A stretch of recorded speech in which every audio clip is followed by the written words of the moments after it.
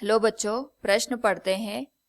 दो आवेश हैं, एक आवेश वायु में स्थिर तथा दूसरा आवेश माध्यम में स्थिर है। उनके बीच कुल बल की गणना कीजिए।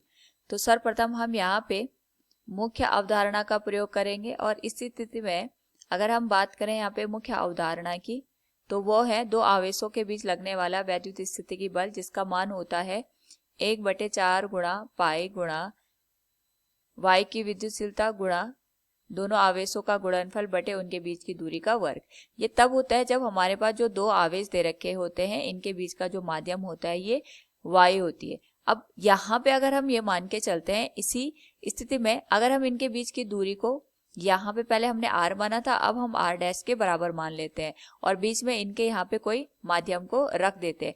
इस स्थिति में इनके बीच जो लगने वाला बल होगा उसको हम यहाँ पे अगर समान कर दें और इसको हम एफ डैश से दिखा दें, तो यहाँ पे इसका मान हो जाएगा 1/4 गुणा पाई गुणा वाई की विद्युतशीलता गुणा जो यहाँ पे हमने माध्यम भरा है उसका परावैद्युत स्थिरांक k के बराबर हम मान लेते हैं। यह आ जाएगा k गुणा आवेशों का गुणनफल बटे उनके बीच की दूरी का वर्ग।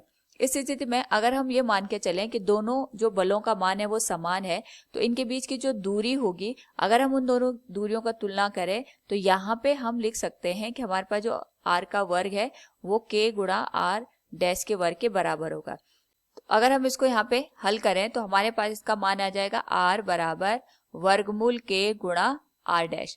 यानी हमारे पास अगर हम दोनों ही स्थितियों में उनके बीच की तुल्यांकी दूरी का प्रयोग करें तो हमारे पास जो तुल्यांकी दूरी का यहाँ पे संबंध निकल के आता है, ये निकल के आता है r बराबर r डैश गुणा वर्गमूल k।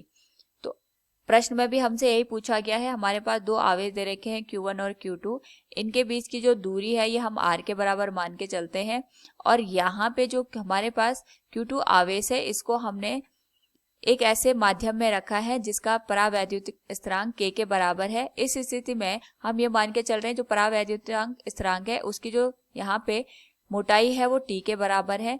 तो इसी स्थिति में अगर हम यहाँ पे जो तुल्यांकी दूरी है दोनों आवेशों के बीच की वो निकालें, तो जैसे अभी हमने यहाँ पे निकाला था, तो इनके बीच की जो दूरी होगी वो होगी इस कुल दूरी में से हम यहाँ पे जो हमारे पास परावैद्युतांक स्थिरांक वाला भाग है उसको हम घटा देंगे। तो ये आ जाएगा r माइनस जो इसकी यहाँ पे मोटाई हो t के बराबर है, t माइनस t गुणा वर्गमूल k के बराबर।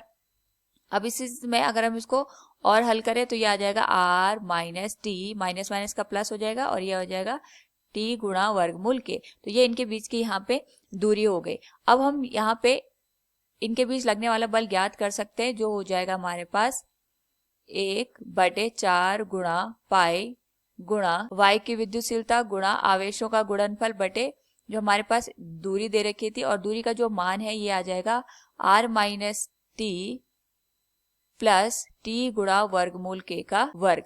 तो इस स्थिति में हम देख सकते हैं कि हमारे पास जितनी भी जो हमारे पास यहाँ पे दूसरा आवेश हमने माध्यम में रखा है उस माध्यम की मोटाई होगी और जितना यहाँ पे हमारे पास उसका परावैद्युतांक स्थिरांक होगा उसी के अनुसार जो दो आवेश दे रखे हैं उनके बीच जो बल है वो कार्य करेगा। उम्मीद है आपको समझ में आया होगा। धन्यवाद।